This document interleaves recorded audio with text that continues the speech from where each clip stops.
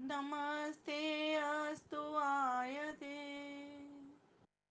नमो अस्तु परायते नमस्ते प्राणतिष्ठत आसीनायोतते नमः आसीनायोतते नमः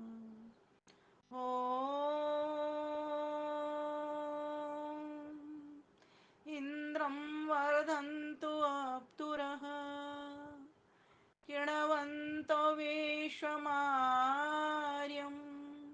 अपघ्नन्तो अरावणः अपघ्नन्तो अरावणः अपघ्नन्तो अरावणः अपघ्नन्तो अरावणः ओम शांति शांति शांति।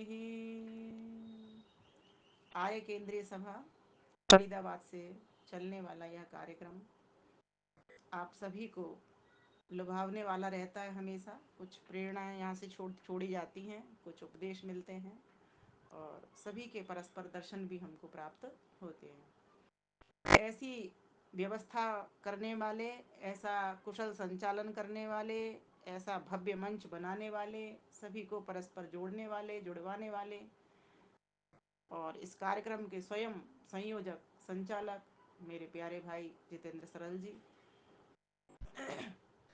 बहुत ही विद्वता के साथ, कुशलता के साथ आप अपनी बात को रखते हैं और बीच बीच में संचालन के माध्यम से कुछ न कुछ बताते भी जाते हैं। वह भी एक उपदेश ही हो जाता है।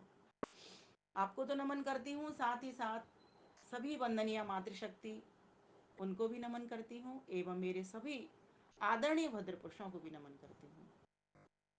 और अभी जैसा कि हमारे पास सभी के पास न्यूज आ गई है कि आदरणीय प्रेम सभरवाल जी जो कि एक दिव्यात्मा थे, वो आज हमारे बीच में शरीर से मौजूद नहीं है, लेकिन ऐसा शरीर उनका है। उनका गायन भी अभी हमने सुना, तो मेरी भी श्रद्धांजलि यही उनको होगी। और साथ ही साथ एक और मुझे न्यूज़ मिली, आदरणीय कमला हंस जी के पतिदेव भी चले गए और आदरणीय सुलोचना माता जी जिनके दामाद भी चले गए। इतने लोग हमारे बीच में ये आते रहे हैं, जाते रहे हैं और चलते फिरते रहते थे, लेकिन आज हमारे बीच में वो वास्तव में नहीं है, लेकिन उनका कहीं ना कहीं उनकी प्रेरणाएं हमारे लिए जीवंत हैं। उनके लिए भी मैं अपने श्रद्धा सुमन अर्पित करती हूँ। और प्रेम माता जी का तो ऐसा था, मेरे पास हर छठे सातवें दिन फ़ोन आता था और मेरा प्रवचन सुन करके पहले तो चैनल पर कमेंट लायक रहता था उनका, फिर मेरे से मतलब मुंह क्या कहते हैं उसको, जैसे आपस में परस्पर वार्ता करते हैं उस तरह से मेरे से बात किया करती थी। वो इतना स्नेह, उनकी वाणी इतनी मधुर, इतना प्रेम। बहन का आप तो माता जी अपना प्रेम वास्तव में सार्थक कर रही हैं, अपना नाम अपने प्रेम के द्वारा। पता नहीं, हमें नहीं पता हम कब चल पड़ेंगे, हम सच में नहीं जानते इस बात को, इसलिए तो कृष्ण को खड़ा होना पड़ा। ये बात भी मैं रखूंगी आगे। आज का हमारा विषय है नंद घर आनंद भयो जय कन्हैया लाल की। उस कृष्ण योगेश्वर कृष्ण की बहुत ही जय। लेकिन ये विषय मैंने जो रखा है उसकी थोड़ी सी मैं भूमिका कह दूं कि मैंने क्यों रखा। आज से 5000 वर्ष पूर्व की बात है, द्वापर का अंत हो रहा था। उस समय भारत वसुंधरा पर विपत्ति की काली घटाएं घिराई थी। ठीक वही बात थी जैसी कि ऋषि दयानंद से पूर्व की थी। देश खंड खंड होकर विग्रहरत था। प्राग ज्योतिषपुर, जिसको कि आज असम कहा जाता है, नरकासुर के अत्याचारों से पूरी प्रजा को बेवल किए रहता था। मध्य भारत में कंस और जरासंध के अत्याचारों को बहुत बड़ा विस्तार मिल चुका था। सभी राजा उनके अधिकार में हो गए थे। हस्तिनापुर में कौरव पांडवों का संघर्ष हो रहा था। अत्याचारी कौरव सफल हो रहे थे, उनकी सभी कामनाएं पूर्ण हो रही थी। यत्किंचत आशा पांडवों से की जा सकती थी, किंतु वे भी कौरवों से प्रताड़ित हो चुके थे। यह घनघोर अंधकार का समय था। धर्म का ह्रास हो रहा था। गौ ब्राह्मण का नाश किया जा रहा था। शास्त्रों को, विश्वविद्यालयों को जलाया जा रहा था। चतुर्दिक नैराश्य की घटनाएं चारों ओर घिरी हुई पड़ी हुई थी, कहीं भी प्रकाश दिखाई नहीं दे रहा था।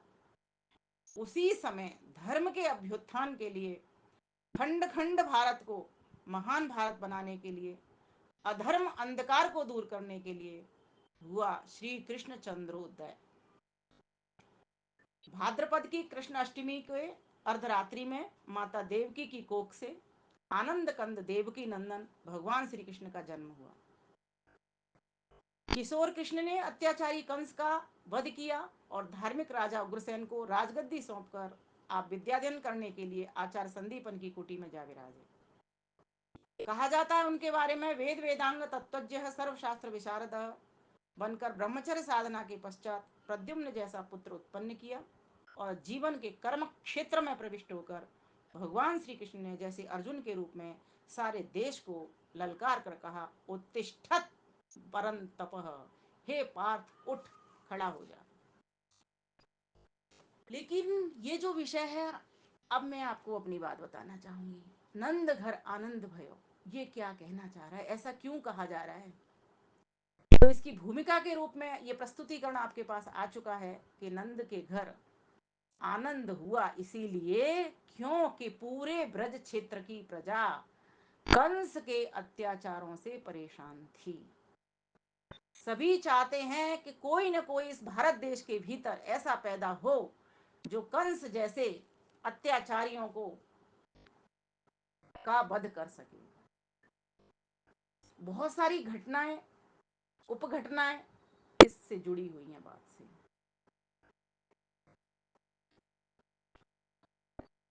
बाबा नंद और वसुदेव, जो कि वसुदेव अर्थात श्री कृष्ण के पिताजी, ये दोनों चचेरे भाई थे और एक तरह से मित्र भी थे। भाई भाई होते हैं, चाचा ताऊ के होते हैं तो मित्र हो ही जाते हैं।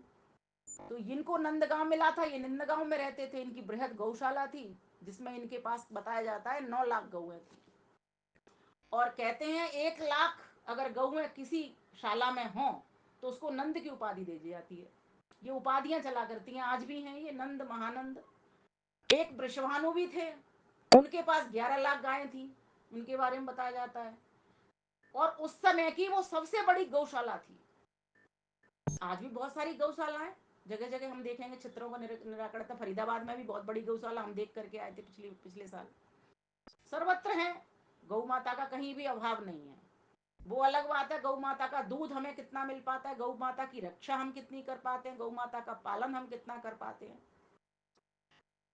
तो बाबा नंद के यहाँ मैं जो बताना चाह रही हूँ कि नंद के घर आनंद भयो, उसकी खुशी उनको क्यों अधिक हो रही है, क्यों उनको इतना आनंद हो रहा है? नंद का तो अर्थ ही हर्ष होता है, नंद का तो अर्थ ही खुशी होती है। और उसमें फिर आनंद, चारों ओर से खुशी, क्योंकि चारों ओर के महा जो कालिमा है उसको बदलने के लिए कोई महान आत्मा आने वाली है। और इसका उनको संदेशा कैसे लगता है? जबकि कंस को आकाशवाणी होती है। आकाशवाणी अर्थात हृदय को आकाश कहा गया है। हृदय के भीतर से आवाज उठती है। जब वो वसुदेव और देवकी को दोनों को जेल में बंद कर देता है और पहरेदारों से कह देता है ताला डाल करके कि इनको निकलने मत देना, ये यहीं रहेंगे। और जैसे ही उनके एक एक करके बच्चे होते जाते हैं, उनको मारता हुआ चला जाता है। लेकिन कितना मारेगा? एक मार दिया, दो मार दिया, तीन मार दिया, चार मार दिया, और सब इसी तरीके से उसको हत्या का पाप लगा करके चले जाते थे। लेकिन जब कहते हैं 8वां पुत्र उसके गर्भ में आया तो उसका भीतर से हृदय कपने लगा, भीतर से आकाशवाणी उसको होने लगी, हृदय में कंपन होने लगा और कहा कि अब तो तेरे मारने वाला इस संसार में पैदा होने वाला है। अब इस आकाशवाणी को सही जान करके, और वास्तव में हृदय की जो बात आती है वो सही ही होती है, सही जान करके उसने निर्णय ले लिया कि इस बच्चे को ठीक है मैंने मार दिए, लेकिन इस बच्चे को तो मैं किसी भी हालत में इसकी रक्षा नहीं होने दूंगी, इसको तो मार के ही छोड़ूंगा। अब वो ये भी जानता है कि सभी मेरे खिलाफ हैं क्योंकि मैं अत्याचार करता हूं, मैं अधर्मी हूं, तो इस बच्चे की रक्षा होगी ही होगी। और नंद बाबा क्यों खुश हो रहे हैं? क्योंकि नंद बाबा इसलिए खुश हो रहे हैं कि जब सब पहरेदार भी तो परेशान थे, पूरी प्रजा परेशान, तो पहरेदार भी परेशान थे। क्योंकि ऐसी ऐसी कड़ी कड़ी चेतावनियां उनको देता था कि वो सारी बातें उनको माननी पड़ती थी। और वो भी चाहते थे कि इस अत्याचार से मुक्ति मिले, इन अन्यायों से मुक्ति मिले, इन अधर्मों से मुक्ति मिले, इस अज्ञान से मुक्ति मिले। तो उसके लिए तो उन्होंने ताले खोल दिए, लेकिन कहा जाता है कृष्ण हुए तो ताले अपने आप खुल गए। एक ये कहावत है और एक अलंकारिक शैली में वर्णन है, कोई ये झूठ बात नहीं है। वास्तव में एक महान आत्मा महान उदर से पैदा हो रही है और जो उसको जन्म देना चाह रही है, लेकिन वो जन्म नहीं दे पा रही है। ऐसी महान आत्मा के लिए ताला खुलना तो ईश्वर स्वयं चाहता है, पहरेदारों के हृदय के भीतर प्रेरणा कर देता है। जब पहरेदारों के भीतर प्रेरणा कर दी तो पहरेदारों ने जैसे जैसे ताले लगे थे वैसे वैसे खोल करके चुपचाप सो गए, जैसे कंस को पता तक भी न लगे। और कृष्ण भगवान वहां से निकाल दिए गए। कहाँ निकाल दिए गए? वसुदेव के हाथ में। देवकी ने कह दिया लो और इस बच्चे को लेकर के जाओ और अपने भाई के यहाँ छोड़ आओ, नंद बाबा के यहाँ छोड़ आओ।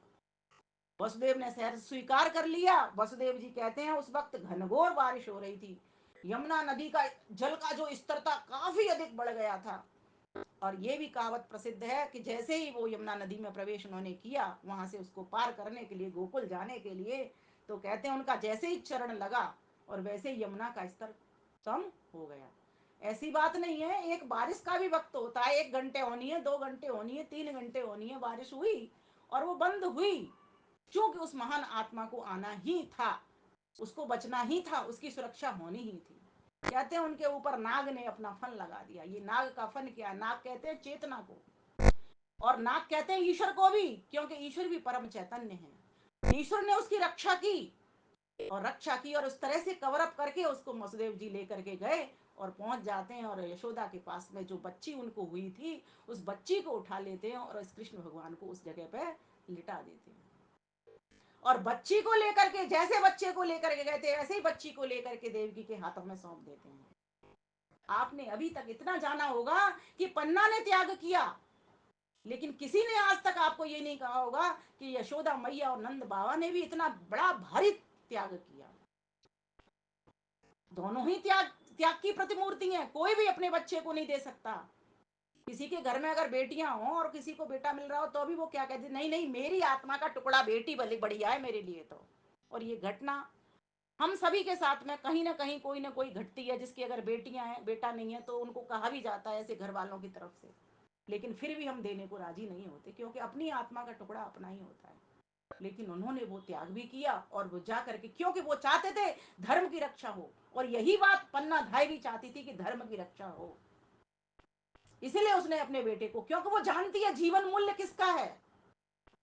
और चूंकि एक और बात है, कंस को बहन को प्यारी नहीं थी, उसको बहुत प्यारी थी, लेकिन उसको आकाशवाणी में ये हो गया कि मेरे धन को जिस प्रकार से सभी जितने भी आज तक के हुए, रावण आदि को हो गया था ये भान अंदर से कि तुझे मारने वाला पैदा हो चुका है, राम जी से के द्वारा तेरा वध होगा। सभी जितने भी असुर होते हैं, जितने भी आतंकवादी होते हैं, उनको पता तो लग जाता है कि मैं इसके हाथों मारे जाऊंगा, इसीलिए वो सुरक्षा चाहता है। फिर उस जगह पर उसके रिश्ते नाते काम नहीं देते। जब उसका उसको पता है ये मेरा भांजा पैदा हो रहा है या भांजी पैदा हो रहा है, जो भी हो रहा है, लेकिन मुझे मारने के लिए तैयार हो रहा है, क्योंकि प्रजा ये चाह ही रही है कि कंस मर जाए। और जो ऐसा व्यक्ति होता है उसको हर कोई चाहता, लादेन को कौन नहीं चाहता था, सभी चाहते थे मर जाए, और मार ही दिया गया उसको। तो प्यारे भाइयों बहनों, तो नंद को खुशी इस बात की हो रही है, इस बात की नहीं हो रही, उसको इस बात की हो रही है कि एक महान आत्मा, एक महान उदर से, देवकी देवक की पुत्री थी, और देवक उग्रसेन थे, और एक अच्छे राजा थे, और धर्मात्मा राजा थे, और उनका पुत्र भी धर्मात्मा ही था, ऐसा नहीं है वो कोई असुर नहीं था।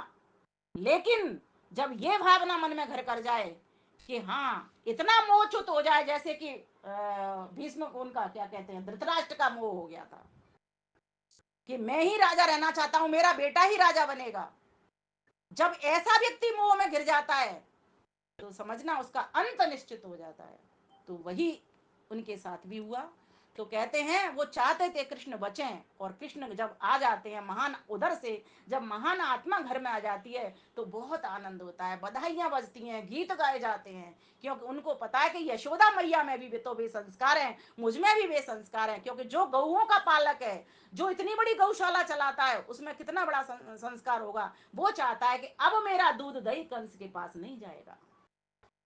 जो ग्वाल वाले कंस के वश में होकर के और कंस को ये चोरी चोरी ले जा करके मटकियों को ग्वालने भी ले जाती हैं, ये गोपिकाएं भी ले जाती हैं। ये अब ये जो महान आत्मा है, हम इसको ऐसी शिक्षा देंगे, ऐसी ट्रेनिंग देंगे, बच्चे का निर्माण किया जाता है।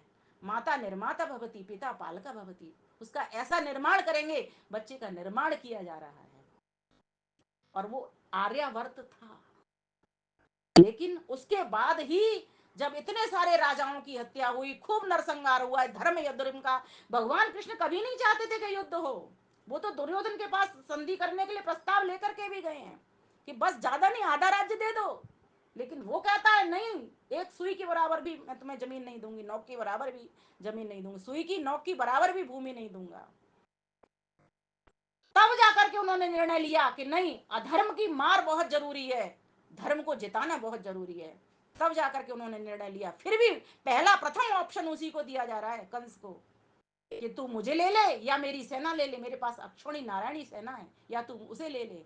लेकिन दुर्योधन दुर्योधन सोचता है ये तो व्यक्ति है, साधारण व्यक्ति जैसा मैं हूं वैसे ये है, और बलवान मैं बहुत ज्यादा हूं, क्योंकि मैं गदा जानता हूं, कृष्ण से ज्यादा बलवान हूं। उसको नहीं पता उनकी कृष्ण की शक्ति, और पता भी हो तो अहंकार में तो आदमी जब बस में हो जाता है अहंकार के में, तब तो सबको अपने से डाउन वैसे ही समझ लेता है।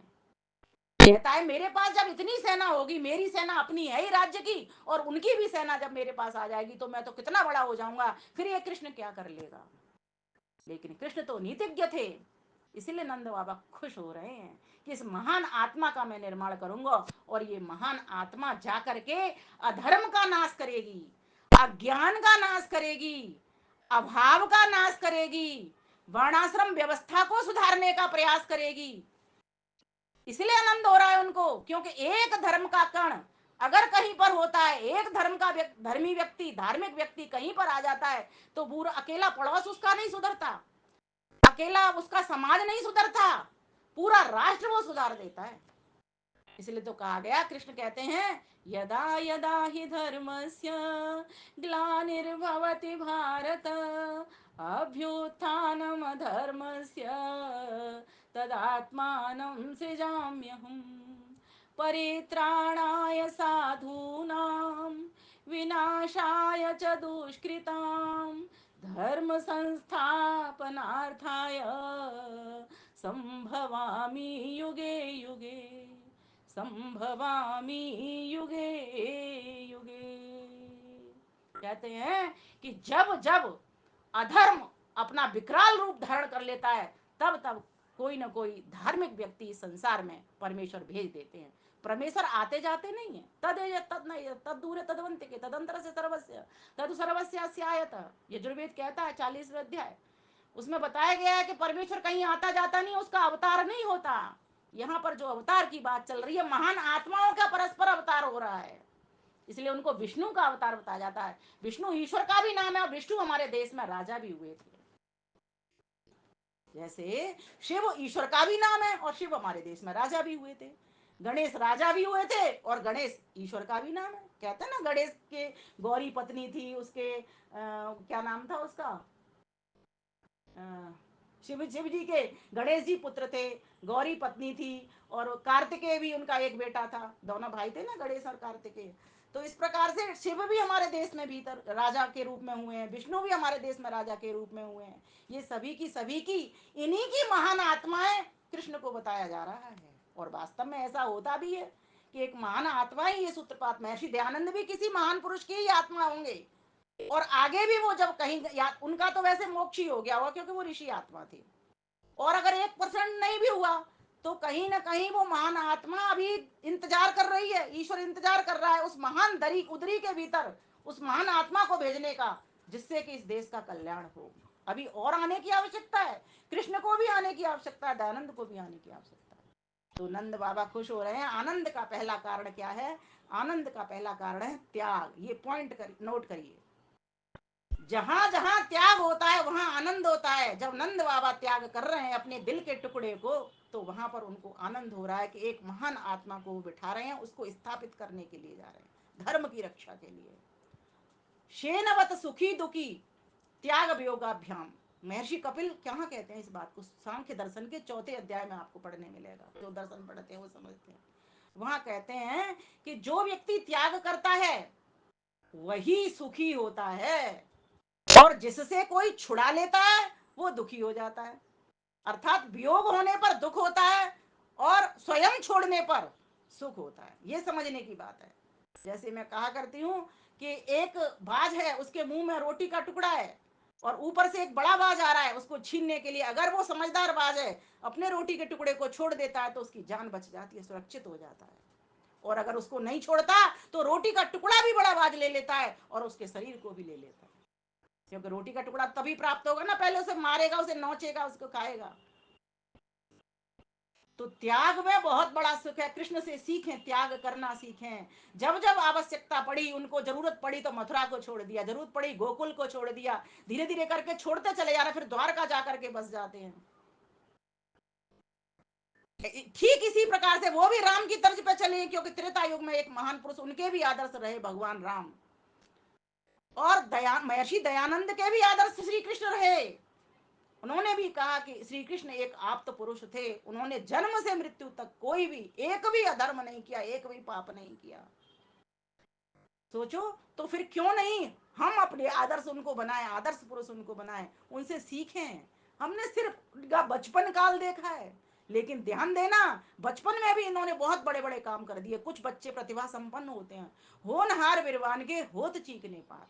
आज भी आप देखोगे जो कार्य 5-6 वर्ष का बच्चा कर देता है, जो ब्रिलियंट होता है, आप देखोगे ना। एक बच्चा आया था, मैं मुंबई गई थी अभी सम्मान के लिए, तो वहां पर एक बेटी आई गुरुकुल की, उसको पूरा सामवेद याद था। और कितनी आयु होगी उसकी, मैंने जब उससे आयु पूछी तो कहती है मेरी 10 वर्ष की आयु है। ईश्वर ने हर एक व्यक्ति को कुछ न कुछ योग्यता दे करके, प्रतिभा दे करके भेजा हुआ है। हम अपनी प्रतिभाओं को निकालें, कृष्ण को सामने रखें। तो कृष्ण भगवान कैसे थे, तो कहा त्याग में आनंद है। तो त्याग किया तो नंद बाबा को आनंद हुआ। दूसरा कारण, जब उनको पता चला महान व्यक्तित्व एक महान उदर से आ रहा है, तो ये दूसरा कारण उनके लिए बना आनंद का। क्योंकि वो चाहते थे कि महानता को लाना और धर्म की स्थापना करना। आनंद का तीसरा कारण है, दुखी प्रजा को सुख की मिली राह। ये आनंद का तीसरा कारण है। उनको पता है कि जब ये महान आत्मा थोड़ी सी बड़ी होगी, तो जो ग्वाल वाले परेशान है, जो गोपिकाएं परेशान है, कंस के अत्याचार से मुक्ति मिल जाएगी। ये भी आनंद का, बाबा नंद के आनंद का एक कारण है। आनंद का चौथा कारण है कि जब महान आत्मा आई गई है, तो वो विजय प्राप्त करेगी, सफलता की ओर बढ़ेगी। और गीता में तो स्वयं कृष्ण ने कहा है, यत्र योगेश्वर कृष्ण यत्र पार्थो धनुर्धर तत्र सी विजय भूति ध्रुवादितिर मतिर्मम। कि जहां पर योगेश्वर कृष्ण है और जहां पर पार्थ अर्जुन है, धनुर्धर है, वहां पर विजय निश्चित है। ऐसा तो हमें नीति कहती है और मैं भी कहता हूं, मेरी भी मान्यता है इस बात की, और ये सच्चाई भी है इसमें कि वास्तव में आज कृष्ण शरीर का कोई व्यक्ति नहीं है। अगर कृष्ण अगर हमारे देश में पैदा हो जाए, और इसके लिए माताएं जिम्मेवार होती हैं। देवकी से गर्भ में संस्कार मिल गए, लेकिन इस यशोदा मैया ने जो रोल निभाया है ना, हमें यशोदा मैया बनना पड़ेगा। पड़ोसने शिकायत करती हैं, छोटेपन में बच्चे माखन खा लेते हैं, और सबको अपना समझने वाला बच्चा तो किसी के घर में माखन खा लेगा, किसी के घर की वस्तु को अपना घर समझ करके कर लेगा। शिकायतें करती हैं, तेरे लाला ने प्रेम में शिकायत कर देती हैं कि हमारे घर का माखन खा लिया, चोरी चोरी खा लिया, चुपके चुपके खा लिया। जबकि वो कोई चोरी के भाव से नहीं खा रहे हैं। चोरी तो उसको कहते हैं जो किसी को बताए ना, वो तो खा रहे हैं। ये भी मैया, वो भी मैया, इधर भी मैया, उधर भी मैया, चारों ओर मेरी मैया है। लेकिन फिर भी यशोदा मैया उनको कहती है, क्या कहती है, कि ना गलत काम नहीं करना, बिना बताए नहीं खाना। फिर भी उनको समझाती है। ये है उपदेश एक माँ का। मैं अपनी बात बताती हूँ। मेरी बेटी जब, बड़ी बड़ी बेटी मेरी छोटी सी थी, कोई 1-1.5 साल की थी, उसको बोलना आ गया था, जल्दी बोलना सीख गई थी। तो पड़ोस में एक बाबा रहते थे, वहां से वो एक उनका एक पोता था, उसका एक पेन लेकर के वो घर पे आ गई। मैंने उसको डांटा कि तू इस पेन को क्यों लेकर के आई। तो मेरे को कहती है, आपने ही तो कहा था गोलू हमारा भैया है और बाबा हमारे बाबा हैं, इसलिए मैं लेकर के आ गई। ठीक इसी प्रकार से उस बच्चे के मन में भी यही भाव है। बचपन में ये सारा कार्य करते हैं, सभी करते हैं। खाते हैं, खेलते भी हैं, बच्चों में कोई लड़ाई झगड़ा नहीं होता, कोई राग द्वेष, ये तो पीछे आते हैं। या तो माताओं के कारण झूठ बोलना आता है, और या फिर राग द्वेष भी बाद में ही पैदा होता है, जैसे घर के संस्कार होते हैं। तो कृष्ण भगवान तो इनसे भी बचे रहे। तो नंद को आनंद इसीलिए भी हो रहा है कि हमारे घर के द्वारा एक महान पुरुष निर्माण किया जा रहा है, और ये सफलता का कारण बनेगा। सारा अधर्म यहाँ से मिट जाएगा, ज्ञान यहाँ से मिट जाएगा। और जो असुर हैं, आतंकवादी हैं, अलगाववादी हैं, उग्रवादी हैं, जो आज है वो तब भी थे, इनका सफाया हो जाएगा। जरासंध, रुक्मी, कंस, शकुनी, दुर्योधन, ये सब कैसे हैं कौरव? ये सारे की सारे तो ऐसे ही हैं, जो आज हैं वो तब भी थे, हर युग में ये रहते हैं। इन्हीं को तो मारने के लिए कृष्ण का जन्म हुआ है। वही तो गुण उनमें, वीरत्व के गुण उनमें भरे हैं। उनको ऐसे गुरुजी के पास उनको वेद की शिक्षा दी गई है, वेद वेदांग की शिक्षा दी गई है, दर्शनों की उपनिषदों की शिक्षा दी गई है उनको। और उसमें तो स्पष्ट लिखा हुआ है, सज्जनों की सुरक्षा, परित्राणाय साधु नाम, विनाशाय च दुष्कृताम, धर्म संस्थापनार्थाय संभवामि युगे युगे। कि कृष्ण का जन्म क्यों हुआ है, उन्होंने यहीं से सीखा, वेद से सीखा। इदम ब्रह्म च छत्रम च, ये वेद की बात ही उन्होंने अपने जीवन में धारण की। एक हाथ में मेरे में शास्त्र होगा, तो दूसरे हाथ में मेरे में शस्त्र भी होंगे। इसलिए आपने देखा होगा सभी देवी देवताओं के हाथ में शस्त्र और शास्त्र दोनों हुआ करते हैं। क्योंकि अगर शस्त्र हो शास्त्र नहीं हो, तो उसको दिशा का पता नहीं पड़ेगा कि मुझे चलाना किधर को है, बम किधर को फेंकना है, मुझको असुरों की तरफ फेंकना है या सुरों की तरफ, देवताओं की तरफ फेंकना है। सुदर्शन चक्र किधर चलाना है, जरासंध की ओर चलाना है या अपने भाई बंधुओं की तरफ चलाना है जो सज्जन है, किधर चलाना है। लेकिन कृष्ण को पता था, क्योंकि अपने गुरु संदीपन से उज्जैन में अपने गुरुकुल में, और वो पढ़े हैं, वेद वेदांग की शिक्षा लिए, अग्निहोत्री थे, दैनिक अग्निहोत्री थे, दैनिक योग करते थे, यम नियम उनके जीवन में कूट कूट करके भरा हुआ था। ये शिक्षा कहां से पाई?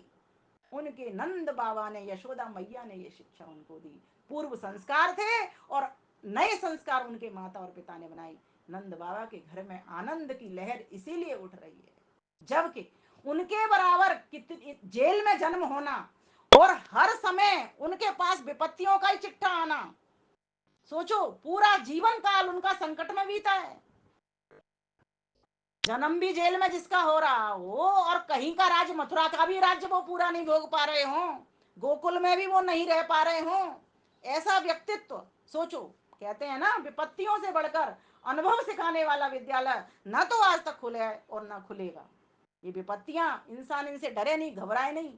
बटोही ठंडी श्वास न ले, कटीले पथ पर बढ़ता जा, पाँव सब छिल ही जाए भले, बटोही ठंडे श्वास न ले। लक्ष्य जब रहता थोड़ी दूर, तभी दुख आते हैं भरपूर, अंधेरा बढ़ता जाता है, सूर्य उगने के कुछ पहले, बटोही ठंडे श्वास न ले। क्योंकि लक्ष्य एक है उनके सामने है, वो लक्ष्य, और वो लक्ष्य क्या है? अधर्म का सफाया और धर्म की सुरक्षा, ये लक्ष्य है। नंद के घर आनंद हो रहा है, बधाई बज रही है, आहा पुत्र आ गया, अब इसको बलवान बनाएंगे, वीर बनाएंगे, धीर बनाएंगे, गंभीर बनाएंगे, ज्ञानी बनाएंगे, योगी बनाएंगे। और वास्तव में कृष्ण के भीतर चारों प्रकार के बल थे। जहां शारीरिक बल था, हिष्ट पुष्ट शरीर था उनका, और कहा जाता है, और वैसा ही वैसा उनका मानसिक बल भी बढ़ा हुआ था, वैसा ही उनका बौद्धिक बल भी बढ़ा हुआ था, निर्णय लेने की अद्भुत क्षमता, संकल्प लेने की अद्भुत क्षमता। और जब तीन सम क्षमताएं उनके पास हों, योग्यताएं हों, तो फिर आत्मिक बल से पीछे वो क्यों रहेंगे? आत्मिक बल तो उनका, आत्मिक बल के कारण ही उन्होंने ये, इतना आत्मिक विश्वास था, इस कारण से उन्होंने युद्ध की रचना कर दी। और नीतियां देखिए उनके पास, रिजु नीति ही नहीं थी, उनके पास कूटनीति भी थी, कुटिल नीति भी थी। जब कर्ण का पहिया कहां फंस जाता है? कीचड़ में फंस जाता है, अपने हथियार वो रथ के ऊपर रख देता है। कृष्ण इशारा करते हैं अर्जुन को, चला। कर्ण कहता है, तुम्हें शर्म नहीं आ रही? निहत्थे के ऊपर वार करते हुए अर्जुन को। अर्जुन सकुचा रहा है, क्या करूं, वास्तव में ये इस वक्त निहत्था है। कृष्ण कहते हैं, अब ये धर्म की दुहाई दे रहा है, अगर याद पहले आ जाती होती नहीं लड़ाई। अब तू धर्म की दुहाई दे रहा है, तब कहां चला गया था जब द्रौपदी के केस खींच करके, और दुशासन उसको लेकर के जा रहा था। तब तेरा धर्म कहाँ गए चला गया था, जब वीर अभिमन्यु को 16 वर्ष का था, और जब तू उसको वीर अभिमन्यु की, तुम सब लोगों ने मिलकर के 16 वर्ष के अभिमन्यु की हत्या कर दी, तब तुम्हारा धर्म कहाँ गया था? तब तुम्हारा धर्म कहाँ गया था? तब लाक्षागृह तुमने बनाया, लाख का घर बनाया, और तुमने हम सबको जलाने का, पांडवों को जलाने का प्रयास किया। कितनी कितनी बातें उसको कही है, तुम्हारा धर्म तब कहाँ गया, तब कहाँ गया, तब कहाँ गया। उसी की चीज से उसी को कूटना, ये है कूटनीति, ये कृष्ण के पास, और क्षत्रिय का धर्म होता है ये। ब्राह्मण सोचे ब्राह्मण नहीं कर पाता, लेकिन ब्राह्मण भी जब पाप और अधर्म देखता है, अज्ञान देखता है, तब वो भी अपने शस्त्रों को पहना कर लेता है, तब वो भी पीछे नहीं हटता, और हटना भी नहीं चाहिए, क्योंकि ये वेद का संदेश है, वेद की आज्ञा, वेद कहता है इस बात। इसलिए प्यारे भाइयों बहनों, नंद घर आनंद भयो, जय कन्हैया लाल की, कन्हैया लाल की जय कही जा रही है। कन्हैया, उनके कितने सुंदर सुंदर नाम है। कन्हैया जो कानों से सुनता है, सबकी पुकार को सुनता है, और पुकार को सुनने के कारण ही उन्होंने राधा नाम की ब्रजमंडली बनाई थी। इसलिए राधा उनके साथ लगाई गई। राधा कोई लवर नहीं थी, कोई प्रेमिका नहीं थी। आज बच्चों से अभी प्रश्नोत्तरी प्रतियोगिता हो रही थी, वहां पूछा जा रहा था कि राधा कौन थी, तो सभी बच्चे एक बार साथ बोले उनकी प्रेमिका थी। अब ये जो प्रेमिका का जो किस्सा है, जिस व्यक्ति को आप्त पुरुष कहा जा रहा है, ज्ञानी पुरुष कहा जा रहा है, संयमी इंद्रजीत योगी कहा जा रहा है, उसको उसकी प्रेमिका बता देना कितना ठीक है। राधा को मैं बहुत सारी तरीके से सिद्ध कर सकती हूँ। राधा कर्ण की माँ भी थी, इसलिए उसको राधेय कहा जाता है। राधेय कर्ण है, न कि राधेय कृष्ण। राधा कहा जाता है कृष्ण की, किसी पुराण में भी आता है ऐसा कि वो उनकी मामी भी थी। और राधा एक ब्रज मंडली का उन्होंने नाम भी रखा था, क्योंकि रा माने राष्ट्र, धा माने धारणी, जो राष्ट्र की धारणी हो। क्यों किया ऐसा काम उन्होंने, ब्रजमंडली क्यों बनाई थी? कि जब नंद बाबा के यहाँ से दूध को चोरी चोरी जब ग्वाल वाले कंस के पास ले जाते थे, सभी ग्वाल वाला, क्योंकि उनका कंस का अधिकार था, वो राजा था, तो उनको दंडित करता था, प्रताड़ित करता था, और उनसे मंगवाता था चुपके चुपके। तो तभी तो कृष्ण ने कहा कि इनकी मटकी फोड़ के, तुम ग्वाल वालो, तुम कैसे निर्बल हो रहे हो, कमजोर हो रहे हो, तुम अच्छे बलवान हो जाओ, और हमें कंस को हराना है, इसीलिए तुम इस दूध दही को खाओ पियो, इसको बिल्कुल बाहर नहीं जाने दिया। तो वहां पर टैक्स लगा दिया गया। तो जो राधा नाम की ब्रजमंडली, आज भी हिंदू संगठन ऐसा कार्य कर रहे हैं बहुत सारे। कहीं पर गाय का ट्रक पकड़ा जाता है, मैं देखती हूँ बजरंगी लोग खड़े हो जाते हैं, उसको जाने नहीं देते, क्योंकि वो कसाईयों के हाथ में जाने वाली गाय होती है, उनको बचाते हैं। वही कार्य कृष्ण ने भी किया। राधा का अर्थ होता है ऐश्वर्यों को देने वाली। हमारे पास हमारा जो मकान कोठी, सिर्फ जायदाद, यही ऐश्वर्य नहीं है। अगर हमारे पास हमारा साम्राज्य है, हमारी स्वतंत्रता है, और हमें हमारे पास ईश्वर का अध्यात्म है, तो हम ऐश्वर्यशाली हैं। और यही कृष्ण चाहते थे, और यही नंद बाबा भी चाहते थे। नंद बाबा है सूत्रधार कृष्ण को बनाने के, यशोदा मैया सूत्रधार संस्थापिका कृष्ण को बनाने की।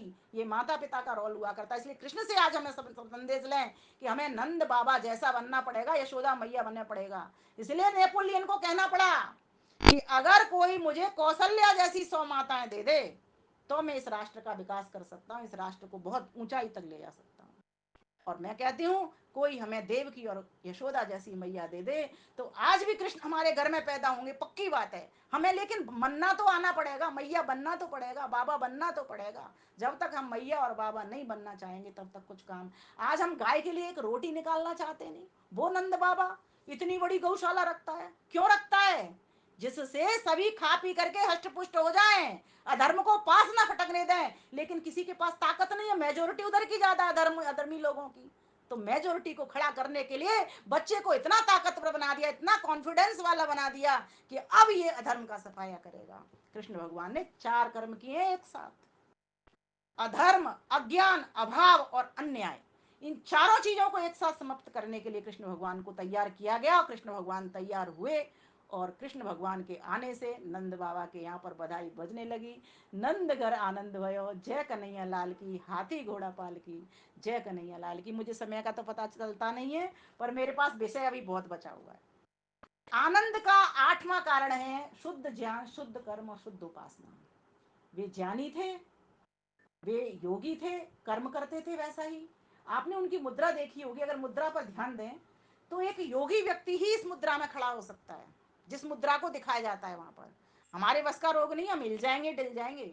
इंद्रिय जित है वो, योगासन में सही प्रकार से यम नियम का पालन करते हैं वो, जैसा कि महर्षि पतंजलि ने कहा है, उसी तरीके से यम नियम पर चलने वाले सत्य उनके जीवन में, अहिंसा उनके जीवन में। राक्षसों को मारना कोई हिंसा नहीं है, ये अहिंसा है। क्यों? बहुत सारे सज्जनों की सुरक्षा उसमें निहित है, इसीलिए ये अहिंसा है। सत्य, अहिंसा, अस्तेय, सारे के सारे गुण उनके भीतर जीवन में आ रहे हैं। अपरिग्रह और शौच, संतोष, तप, स्वाध्याय, ईश्वर प्रधानी नियमा, और ये सारे की सारे शौच हो, संतोष हो, सारे सब धर्मों का पालन करते हुए नजर आते हैं। व्याख्या लंबी चली जाएगी इसकी। और नारी जाति के उद्धारक, ये बड़ा विषय बिंदु मुझे बहुत अच्छा लगता है उनका। ये भी उनको ट्रेनिंग मिली हुई है कि सभी माता कैसी हैं, मातृवत पारदारेसु परद्रव्येषु लोष्टवत्, पराई स्त्री को माता के समान समझना चाहिए, ये हमें श्लोक बताता है। वह गुण उनके भीतर था। कितनी सारी कहते हैं नरका, उस क्या नाम है उसका, कौन सा असुर है उसके कैद में थी वो, उसकी कैद में थी। बहुत सारी हमारी बहन बेटियों को, जैसे आजकल भी ऐसे चल रहा है ना, ऐसे ही उनके पास भी बहुत सारी स्त्रियां किसी नरकासुर था या बतकासुर था, देखो जरा गूगल करके देखिए, नाम दिमाग में से स्लिप हो रहा है। उसने उसको उनको कैद कर लिया था, कैद कर लिया था तो सभी के पालक बने, और लोगों ने कह दिया इनके तो 16,000 नारियां हैं, जबकि उनको तो 16,000 अपने शरीर की नाड़ियों पर संयम था। इसलिए उनको लगा दिया गया कि वो नहीं, इनके तो 16,000 नारियां थी। अरे वो तो पालक थे, पति माने पालक।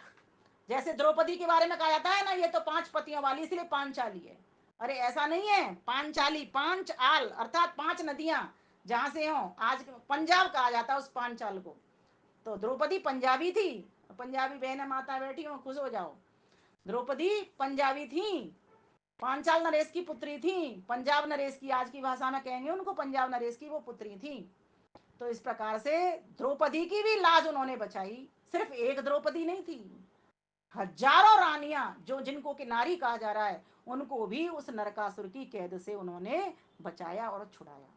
और एक और उनका मुझे महत्वपूर्ण बिंदु लगता है जो कृष्ण का, जो सच में हम सबके जीवन के योग्य है, मैत्री का स्वभाव।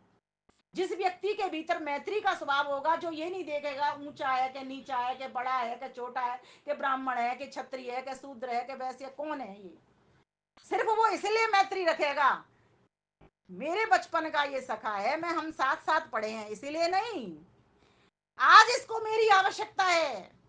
पापान् निवारयति योजयते हिताय, गुह्यान् निगुह्यति गुणान् प्रकटीकरोति, आपद्गतं च न जहाति ददाति काले, सनमित्रलक्षणम् इदं प्रवदन्ति सन्ताः, प्रवदन्ति संताः। बहुत बड़ी व्याख्या इसकी भी हो सकती है, पर इसमें से मुख्य बिंदु ले लेती हूँ। मित्र वही मित्र होता है जो हमको हितकर योजना बताए, पापों से छुड़ाए, है ना, अच्छे काम में लगाए, और समय पड़ने पर हमारी जरूरत को पूरा कर दे। और जब विपत्ति आ जाए तो मित्र कहते ना भाई की तरह कंधे पे, अरे दोस्त मैं हूं ना तेरे साथ, ये वाला जो गुण है ना, ये शीश पगा नहीं, ऐसे भी हाल विवाइन सो पग कंटक जाल लगे पुनि जोए, हाय महा दुख का पायो सखा तुम, आए इते न किते दिन खोए, देख सुदामा की दीन दशा करुणा करी के करुणा कर रोए, पानी परात को हाथ छुओ